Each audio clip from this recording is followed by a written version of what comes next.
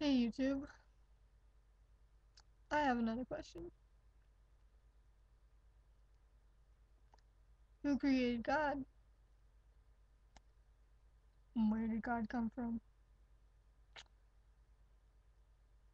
Technically, that's two questions, but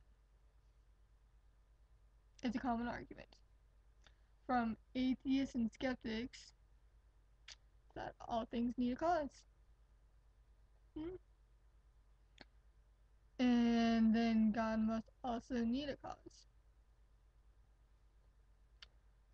The conclusion is that if God needed a cause, then God is not God. And if God is not God, then of course there is no God, right?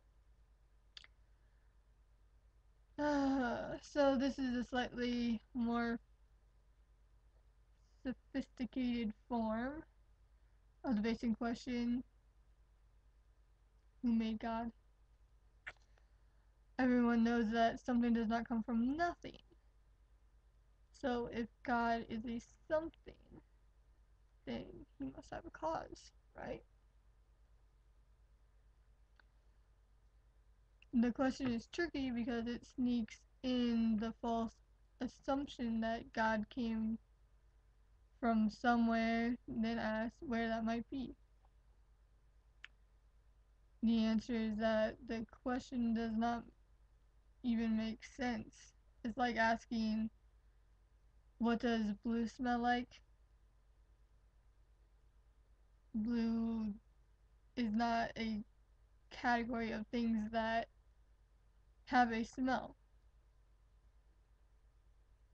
So the question itself is flawed. In some way, God is not the category of things that are created or caused. God is an uncaused and uncreated. He just simply exists. So, if he just simply exists, how do we know this? We know that from nothing, nothing comes. So there were ever a time when there was absolutely nothing in existence. Then nothing would have ever come into existence. But things do exist. Therefore, since there can never have been absolutely nothing, something had to have always been in existence. That ever existence thing is what we call God. God is an uncaused being that caused everything else to come into existence. God is an uncreated character who created the universe and everything in it. So knowing that, he didn't come from anywhere. He just exists. And reading the Bible, my pretty Bible,